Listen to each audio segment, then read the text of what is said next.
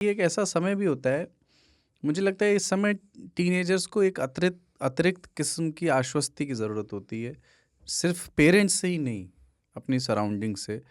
वो ऐसा समय है कि बच्चे जैसा लाड और प्यार भी नहीं, कोई उनसे बेबी वॉइस में बात नहीं करता उस समय। वो समय बीत चुका होता है। पर कोई ऐसा भी भरोसा नहीं जताता कि इसको दे दो, ये काम कर लेगा, इसकी ज़िम्मेदारी। तो वो ये बीच का समय है, अभी ज़िम्मेदार भी नहीं हुए हैं और बच्चे भी नहीं रहे हैं। बच्चे भी नहीं रहे हैं। और इसके अलावा कुछ बायोलॉजिकल चेंजेस होते हैं, कंठ फूटना, और ये निकल आता है, ये यहाँ बाहर को निकला रहता है इससे। टेटुआ। हाँ। मेरे लिए मेरे रेफरेंस पॉइंट क्या है, दृश्य अगर मैं देखूँ टीनेज बच्चों का, मैं कैसे कल्पना करता हूँ, वो पता नहीं कहाँ मैंने देखा था, बट वो मेरे जहन में रह गया है कि रोटी खा रहा है एक टीनेज लड़का जिसका ये निकला हुआ है और कंठ फूट चुका है। और टीनेजर्स इस समय काफ़ी इरिटेटिंग भी हो चुके होते हैं और इरिटेटेड खुद भी रहते हैं, है ना, छोटी छोटी। तो वो खा रहा है, अब रोटी ख़त्म हो गई है, उसको रोटी चाहिए तो आवाज़ लगाएगा फटी हुई, मम्मी क्योंकि कंठ फूट रखा है हाँ। उसका।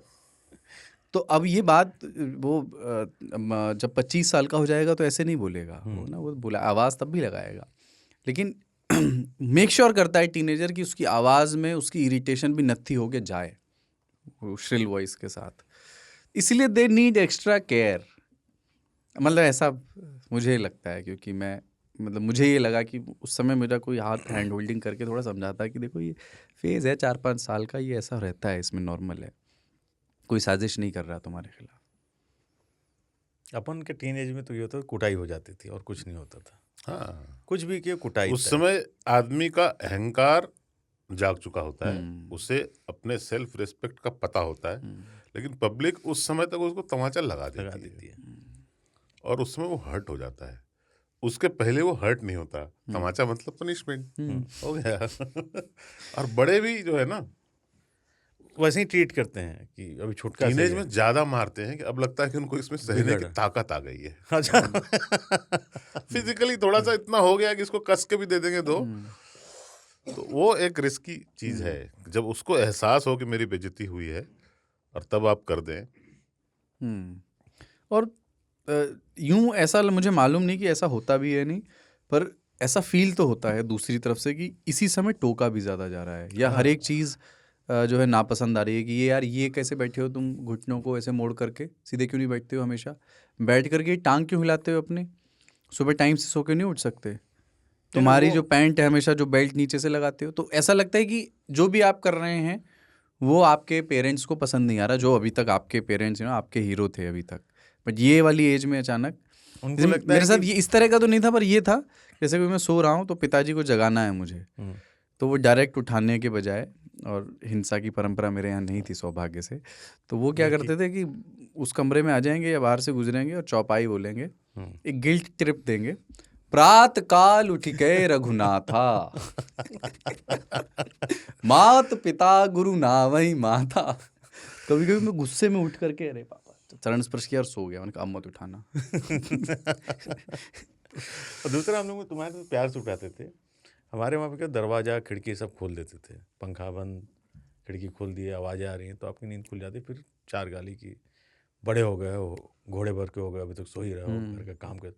टीनेज में क्या होता था, माँ बाप केयरिंग ज़्यादा हो जाते थे कि अब ये बड़ा हो रहा है, गलत रास्ते पर ना चल जाए, इसलिए 2 थप्पड़ एक्स्ट्रा जड़ दो।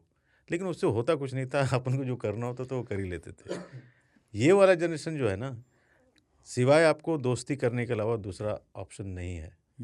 आप उनको मार नहीं सकते, डांट नहीं सकते, और दोस्ती करनी पड़ेगी आपको दोस्त बन के। You should discuss each and everything. If you can't beat them, join them. अच्छा क्या है कि बच्चे जनरली गाँवों में अगर आप देखें तो छतों पे सोते हैं, खुले, या आंगन में सोएंगे या छत पर सोएंगे। तो समय को, सुबह को नापने का एक पैमाना ये भी था कि धूप आपको कहाँ लग रही है। कई जगह मैंने सुना, कितना सुंदर मेटाफर है समय को नापने का, कि बुजुर्ग बार कह रहे थे अपने बेटे के बारे में, अपने पोते के बारे में, कि चुतरे तक घाम पहुंच जाता है और ये सोते रहते हैं। यानी इनके पिछवाड़े तक, नितंब तक घाम पहुंच जाता है। तो पहली स्टेज है वो, उनकी अपेक्षा ये है कि आपकी आंख तक धूप आई, यानी आपको उठ जाना चाहिए, यानी दिन हो गया है धूप को। पर धूप आगे बढ़ करके पीछे तक चली गई, कमर के नीचे तक चली गई, फिर भी आप सो रहे हैं, बताइए कैसा अन्याय है, सूर्य देवता का अपमान है ये। तो ये और इस जनरेशन के पास सब कुछ है जो हमारे पास नहीं होता था, यानी दोस्त ऑनलाइन वाले जो मोबाइल से जुड़े रहते हैं। तो यहाँ पे आपको लगता है यार अगर मैं डांटूंगा तो कहीं और जाके बात करेगी, वो अगला पता नहीं उसको क्या सजेस्ट करेगा। तो अच्छा है कि आप दोस्ती कर लो, आप बहस ही मत करो। जैसे फलक एक दिन थी, रो रही थी, तो व्हाट हैपेंड, मेरी वो जो फ्रेंड है ना मेरा, उसका ब्रेकअप हो गया। तुम कहे ओके, तो मैं और मेरी 2 फ्रेंड और हैं उसके साथ अभी है, तो हम रो रहे हैं। तुम कहे बात करो, रोने की क्या ज़रूरत है? अरे यार उसका ब्रेकअप हुआ, रोना तो पड़ेगा ना। तो उनका सब कुछ आर्टिफिशियल है। नहीं, ऐसा ओके, नहीं है, नहीं, इसे genuinely आर्टिफिशियल रोते मत कहिए। नहीं मतलब हाँ। उनको पूरा इन्वॉल्व होना है। मतलब एक रो वो रहा है तो हम भी रोएंगे। ऐसी सहभागिता कि दोस्त रो रहा है, उसका पर्सनल रीजन है, लेट्स मेक इट कलेक्टिव। हाँ, और आजकल के बच्चे, हम लोग घर में जब घुसते थे तो पिताजी लोग, तो हम लोग डरते थे कि बाबू आ गए, कुछ गलती ना करो, पढ़ाई करते हुए दिखे वरना पिटाई हो जाएगी, टीवी बंद कर दो, म्यूजिक बंद कर दो। अब बच्चे आप घर में घुसे कोई फ़र्क नहीं। जैसे मैं घर जाता हूँ बदमाशी करता हूँ, कुत्ते, हाँ पिताजी, अरे मैं बेटा मैं किसी और को बुला रहा था, तो उसको पता है मैं उसी को बुला रहा था। क्या करो? कुछ नहीं। क्या किया? कुछ नहीं यार, कुछ ब्रो बुला रही है। पहले माँ वो धुन दे तो आपको लगता है ये एक्सेप्ट करना पड़ेगा। यस ब्रो, कुछ मंगा दो खाने के लिए। अच्छा आज ही ऑर्डर कर लो, ठीक है। वो अपना उसी उसमें रहते हैं दुनिया में, और आपको एक्सेप्ट करना। अभी तुम्हारे भी टुकुर साहब बड़े हो जाएंगे 14, वो तो और एडवांस होंगे, हाँ। वो तो हाइब्रिड होंगे पूरे। पूछेगा भी नहीं तुमसे कि कहाँ है क्या है, कि पता नहीं क्या करेगा। हाँ। तो let it be. Generation gap जो हम कहते हैं वो हमारा ही बनाया हुआ गैप है ना, उसको फिल तो आपको जो है उसको करना पड़ेगा। और मैं तो भाषा पे भी मुग्ध होता रहता हूँ कि मतलब अमेज होता हूँ, मुग्ध तो पता नहीं, मतलब ये मैं श्योर नहीं हूँ कि यही भाषा मैं चाहता हूँ नेक्स्ट जनरेशन के लिए कि वो इस्तेमाल करे। पर मेरे मतलब टुकुर साहब ने एक दिन कोई ग्रे कलर का कुछ पहना, तो उनके बड़े भाई यानी कि मेरे भतीजे हैं जो 8 साल के हैं, तो उन्होंने उसकी तस्वीर देखी और व्हाट्सएप पे टाइप करके भेजा, मैं क्यूटी पाई, मैंने भी आज ग्रे पहना है, मोए मोए। वाह। अब इस चीज़ को आप कर लीजिए, क्यूटी पाई का विश्लेषण कर दीजिए कि 8 साल के बच्चे ने कहाँ से खोजा और लिखा, हाँ, मोए मोए मैंने भी क्या आज है? ग्रे पहना है, कि एक जो ट्विनिंग वाला जो हिस्सा है, देन मोए मोए, वो जो पॉप कल्चर से आया है।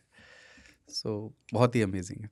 पर हमारे यहाँ ये भी होता था कि गांव में पहले जैसे या हम गांव गर्मी की छुट्टियों में आते थे, तो वो अंकल या वो रिश्ते के मामा या वो रिश्ते के नाना जो हर बार मिलते थे, वो हर बार नाम पूछ लेते थे।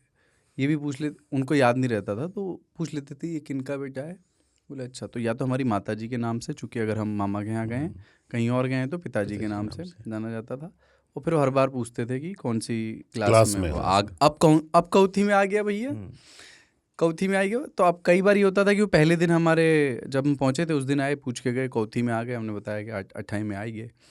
उसके 3 दिन बाद फिर वो आए तो बोले भैया कौथी में आ गया। मैंने कहा 3 दिन में थोड़ी 9वीं में चला जाऊँगा मैं। तब इरिटेट भी जल्दी होते थे इस तरह के सवालों से। पहले ना पाबंदियाँ ज़्यादा थी हर चीज़ पे, कि आप जा रहे हो, अच्छा आप बड़े हो रहे हो, 14 साल के हो गए हो, तो आपके कंठ फूट गए, आपके दिमाग में थोड़ा सा केमिकल लोचा जो है वो हाँ। शुरू हो चुका है, तो माँ बाप किससे मिलने जा रहे हो? आज अपने बच्चे से हम पूछ के देखिए किससे बात करो, आपसे मतलब अरे किससे बात कर? अरे हाँ, यार मतलब उनको अपनी मेरी प्राइवेसी को है, लेकर के बहुत मेरी मुखर है वो प्राइवेसी लोग। है, मैं क्यों बताऊँ? आप कमरे में, हम लोग दरवाज़ा लॉक कर सकते हैं, या आप अफोर्ड सोच सकते थे ना कि ना आप एक घर में रहते हैं और आप दरवाज़ा बंद करके बैठे। हाँ ये अब जकरबर्ग को ही बताते हैं, हाँ Facebook बाकी किसी को अपना लोकेशन शेयर कुछ नहीं नहीं। हाँ। और वो इनके फ़ोन देखिए आप, इतने स्मार्टली यूज़ करते हैं कि हर एक चीज़ पे लॉक लगा हुआ है, कि अगर आप फ़ोन उठाएंगे कि बात करा दे तो वो अपना लॉक से खोल के फ़ोन देंगे। आप सोचो उसका व्हाट्सएप चेक कर लिया, कुछ और स्नैपचैट और वॉटेवर, लॉक लगा। ये लॉक क्यों? आप चेक क्यों कर रहे हो? नहीं मैं तो ऐसे ही देख रहा था। तो कूड़ा रहता कि देख ले, नहीं कुछ नहीं। और अपने लड़कियां एक्चुअली अपने मतलब देखा जाता है, सामान्य रहता है, बाप से ज़्यादा वो रहती हैं क्लोज। तो मेरी बेटी जैसे मुझसे सब कुछ पता है, अपनी मम्मी से दूर दूर बना, क्योंकि मम्मी अभी भी उसको पीटने की कोशिश करती हैं। तो एक दिन उसने हाथ पकड़ लिया दोनों, क्या मम्मी, हाथ छोड़ दो, क्या मम्मी, उसको बिस्तर पे लिटा दिया कि ताकत है नहीं यार मुझे मारोगी। इतना हम हिम्मत हम कर ले अपने मम्मी के साथ, तो झाड़ू खर्च हो जाता, चप्पलें टूट चुकी होती। तो आज के जनरेशन अलग है, लेकिन एक्सेप्ट करो, मजा आता है उनसे बात करने में। लेकिन तुम्हारे भी जनरेशन, हमारे भी जनरेशन, आप जो भी जनरेशन है भाई साहब, कमाल रहा है। उन्होंने भी ये चेंज महसूस किया। उनको जितना मिला था उससे थोड़ा आपको ज्यादा दिया है। बिल्कुल बिल्कुल बिल्कुल बिल्कुल बिल्कुल आपका भी फर्ज बनता है कि उसको ज्यादा दीजिए। आप थोड़ा ज्यादा दें। हम लोग सपना ही तो देखते थे कि यार माता पिता से दोस्ती क्यों नहीं हो सकती, हाँ, है ना, दोस्ती क्यों। अब हो रहा है वो हकीकत। अब हकीकत में हमारा रूटीन एक, आपके टीनेज का रूटीन क्या होता था, मतलब उसमें एक बेसिक चीज़ ये थी हमारी कि वो स्कूल से आए तो दोपहर में बाहर जाना मना था क्योंकि धूप बहुत तेज़ होती थी। तो मालगुडी डेज वगैरह होता था, नहीं हमारे यहाँ वो भी नहीं तो होता। मालगुडी डेज दिखाने के बहाने सबको सुला दिए या सो गए, और चुपके से दरवाज़ा ऐसे खोलना कि बिल्कुल आवाज़ ना आए, और भरी दोपहरी में क्रिकेट खेलना, और उसके बाद लाल मुंह लेकर के वापस आना। इसके लिए तैयार कि आप तो सुनाया जाएगा कि कुछ कहा जाएगा, लेकिन ठीक है, अब खेल तो आए ना, आनंद तो आ गया ना। तो ये एक जनरल रूटीन रहता था हम लोग कर रहे थे दोपहर में आए, और गर्मी के दिनों में तो घर वाले यूजुअली कूलर वूलर अगर है घर में तो चला के सब लोग एक ही जगह सो रहे हैं, तो आप, हमारा किचन छत पे होता था, मतलब टॉप फ्लोर पे, तो वहाँ गए खाना खाने के बहाने, तो जो हमारी ख्याल रखती थी वो खाना वाना खिला दी, और उसके बाद सोहन पापड़ी वाला इतना बदमाश होता था कि उसी टाइम पे वो आता था। जो शब्द आप कहते कहते रह गए वो तो वो उसी टाइम उसका फिक्स होता था, जिस समय बच्चे जाग रहे हों और घर वाले सो रहे हैं, तो किचन में से तवा या कुछ ऐसी पुरानी कढ़ाई उड़ाई निकाल के नीचे ले आके पहले सेट करके फेंक दिए, 3rd फ्लोर से पिछवाड़े, मतलब घर के पीछे, और नीचे उतर के गए, कढ़ाई लेकर के उसको दे करके 1 रुपये 8 आना 4 आना जो भी दिया, सोम पापड़ी वो तो रद्दी होता, आटा होता था, लेके बेच देते थे। ये हो जाता, शाम को 5-6 बजता था, फुट पानी जिसको हम लोग कहते हैं अपना बनाए, 2-3 दोस्तों से मिले, चले आए, यही होता था।